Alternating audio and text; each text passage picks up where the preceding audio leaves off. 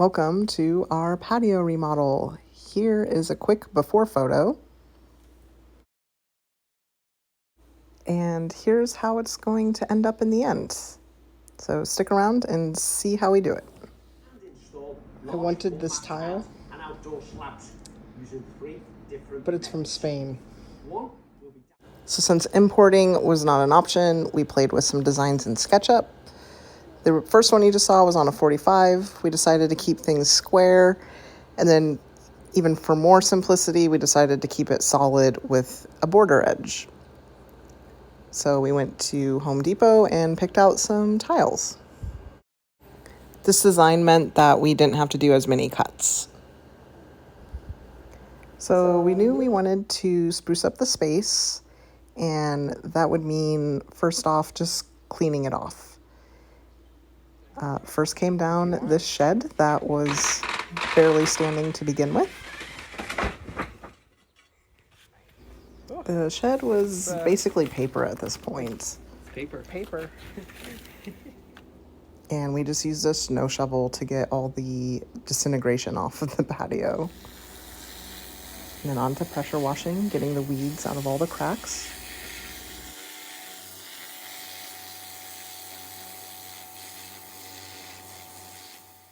So here we are with just kind of a fresh canvas.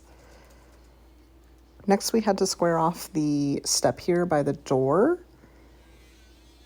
In our design, we wanted everything to be very square so that there would be minimal cutting of the tile.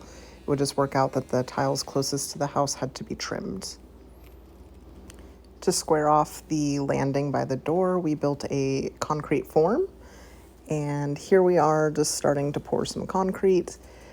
It was an interesting job. We actually had to buy double of the concrete. And it was just a lot of mixing batches.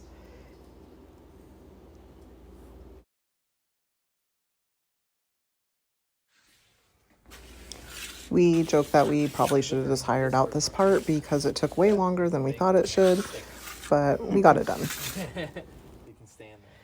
So a little update.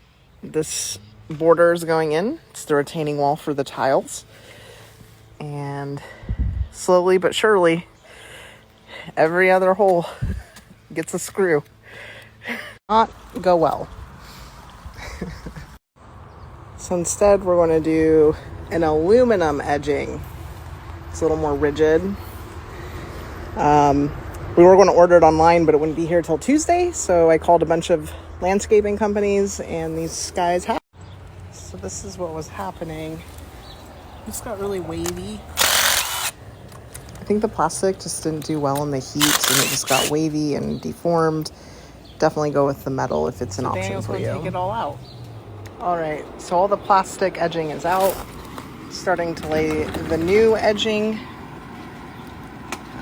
We cannot reuse the holes, so back to drilling. Here's kind of an idea of what it'll look like once we have the sand. Looks good. Okay, got some fireworks going. The trim is all in. Once the trim is in, we lay some landscape fabric down to help as a weed barrier, but also for moisture. So this is commercial grade weed barrier. Commercial grade. So cool, commercial grade.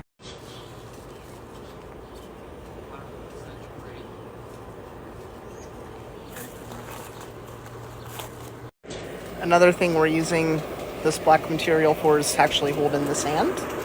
So this doesn't have, like, water can get through, but not the sand. So that's really what it's for.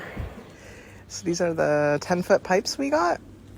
And if you'll notice, they're not actually the same size, because the goal here is actually to lay the sand in a wedge shape. For the next step, we had to get some paver base, and I really didn't want to hand unload it, so we picked this up at Harbor Freight, and you'll see how it goes.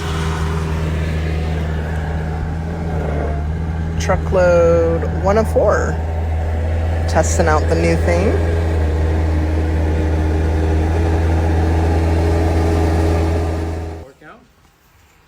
don't know. I don't know either.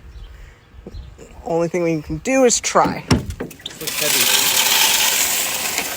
I just think we were over. Ooh, yeah, no. No. Is it too tight? That is too much. Too heavy? You can see it's bending. So I think we got to scoop some out first. It's too heavy. You absolutely do. It's maybe more than 2,000 pounds.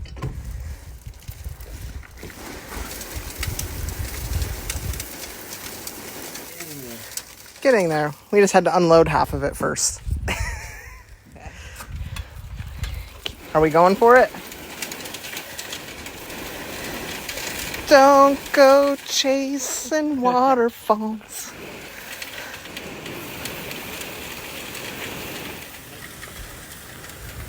I think that saved like a half an hour.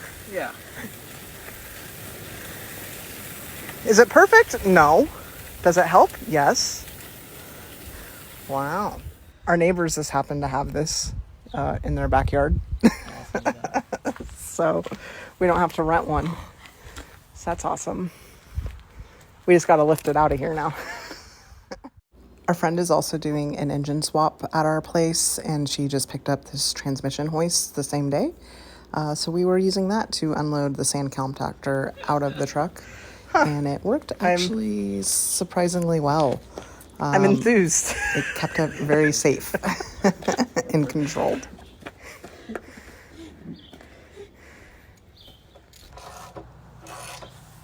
It's lowering.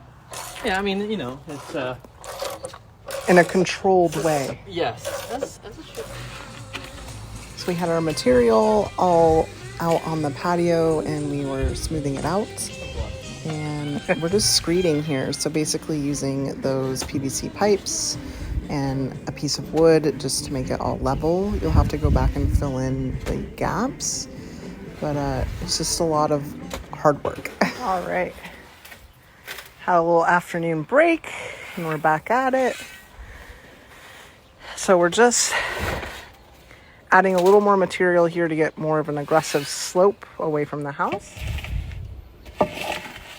There's some great YouTube videos out there on how to screed, but basically you just smooth it out. Phase 1 is complete.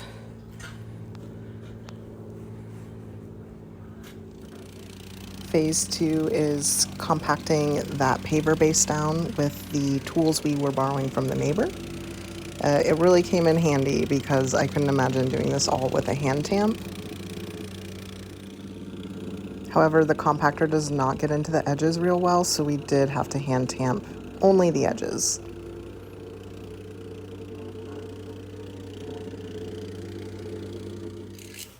We are finally at the part where we can lay the first tile. Yeah. First tile. We doing this?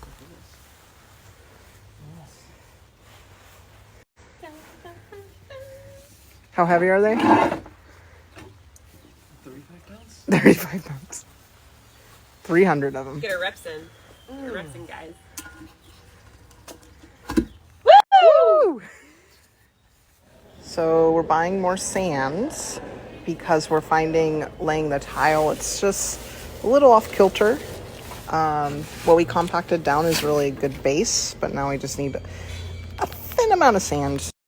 Also, the spacers we have were no good, so now we're getting thicker ones. We're learning, folks. See, it fills all the nooks and crannies even. Nice. Okay. Okay, so what are you doing here? Well, I'm just making sure this area is really flat. Using some fine sand to make sure of that. I'm trying to make it so it's level with the other tiles somewhere. Here's just the time lapse showing all the micro adjusting we did for each one.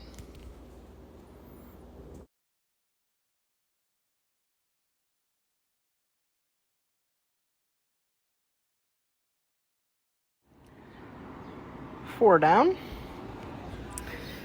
275 to go. So over here, these tiles were a smidge too big, so the idea was we would just sand them down. But as we work our way this way, these are getting too gappy. So maybe the solution is just to shift everything. And maybe it would all fit. But that means moving everything. So maybe what we should have done from the beginning was do the perimeter first. Make sure that was good before laying the inside. But we didn't know. Most people who do a project like this do kind of a small pad, not 1,000 square feet. So we're just learning. So thankfully, Daniel just said this isn't as hard as he thought it was going to be to shift everything. But retrospectively, if we wanted to do this right, we should have laid the border at night with the leveler to make sure everything was square. And then maybe we could have avoided this small hiccup. But everything will be fine. Everything's fixable. That's the beauty of not using, like the glue or the paste mortar to glue it down. Everything we can just lift up. So everything's fine. So they all fit now on the perimeter. And we got 104 on the ground. Some more adjustments are needed. Excuse me.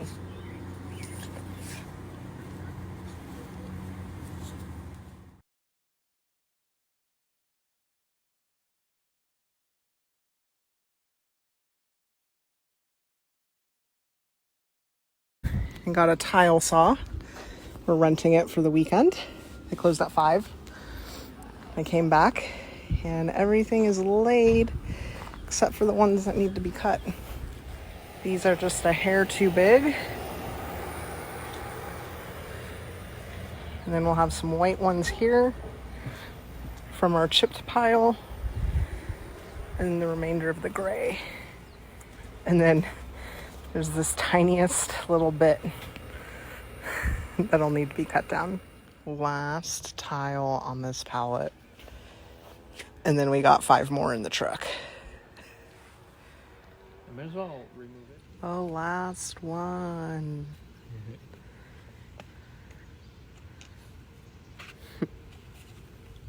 Daniel has been micro adjusting every single tile.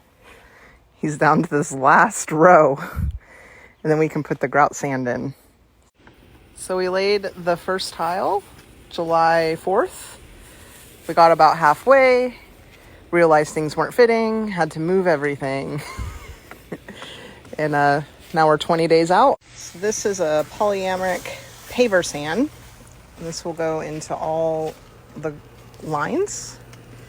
We'll use a broom. Once it's all in there, then you wet it. And what happens is when the sand gets wet, it kind of like turns into like a plastic and it bonds and will hold everything together. I just like to say I'm not a scientist.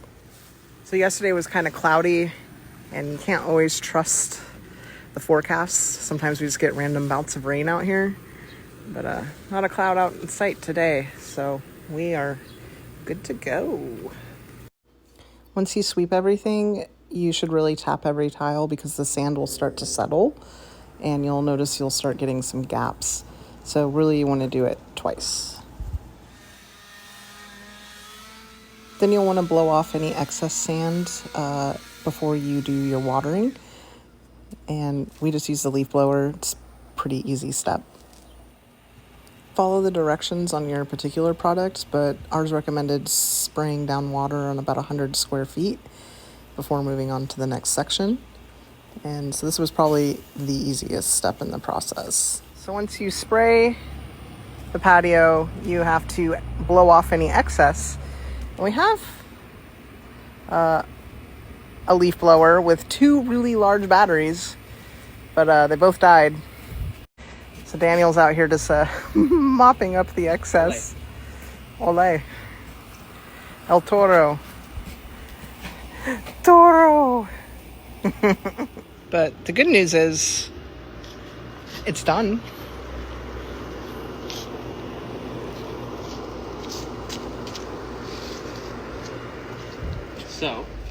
So now it needs to cure for 24 hours.